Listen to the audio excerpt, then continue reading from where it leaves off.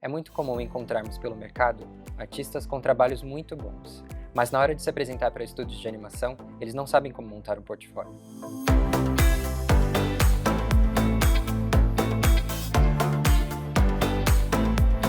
Se o seu portfólio estiver numa plataforma online, é bom que ele esteja organizado por temas, por exemplo, ilustração, design, personagens, sketches, storyboard.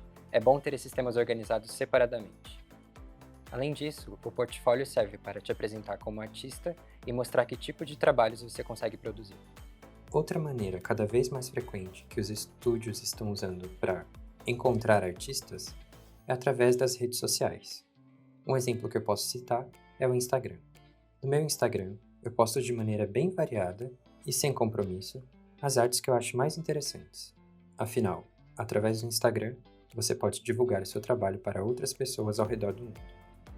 Ultimamente, os estúdios de animação e publicidade também têm usado o Instagram como um tipo de portfólio mais informal. Aqui, além de ter um panorama de artes bem variadas, eles conseguem também conhecer um pouco mais de você, porque é uma rede social. Eu não tenho um método muito determinado de como eu organizo meu portfólio, mas eu acho que o truque é, quanto melhores forem os seus trabalhos, mais visibilidade você vai ter. É sempre legal analisar o que os outros artistas estão fazendo e seguir as hashtags do momento. Dessa forma você consegue ser encontrado mais facilmente pelos outros seguidores da rede social e interagir com outros artistas. Fazer contato é sempre muito importante. Essa seção de desenhos, por exemplo. Geralmente no mês de maio, corre uma hashtag que se chama MadMay, que é uma junção de Mermaid e May, que é o mês de maio. Durante esse mês, geralmente os artistas fazem desenhos retratando sereias e postam com essa hashtag. É super divertido. Além disso, tem outra forma também de organizar o seu portfólio, que é através de um site. Vou mostrar para vocês como é que eu faço. Esse daqui é o meu site em que eu coloquei meu portfólio mais formal. Logo na entrada, você pode ver vários trabalhos pessoais, separados por seções.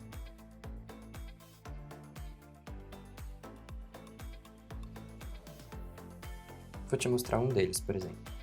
Esse daqui, Into the Woods. Dentro dessa seção, eu coloquei ilustrações com o mesmo tema. Por exemplo, essa daqui e essa outra. Mesmo sendo trabalhos pessoais, eu acho importante você deixar separado por seções e temas. Assim, quem está avaliando o seu trabalho tem mais facilidade para acessar os trabalhos e entender o seu processo criativo, além de ver outras opções dos mesmos trabalhos. Nessa seção, por exemplo, eu guardei as ilustrações que eu fiz de retratos de alguns seguidores meus lá do Instagram. As outras seções do meu site de portfólio são Character Design e Storyboard. Mais uma vez, eu deixo separado por seções. E dentro de cada seção, dependendo do tema, você pode colocar quantas imagens forem necessárias para deixar claro o tipo de trabalho que você faz.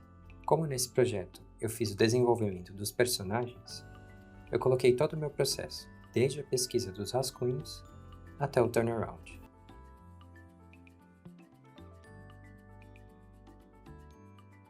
Essa é a última seção do meu portfólio online, Storyboard.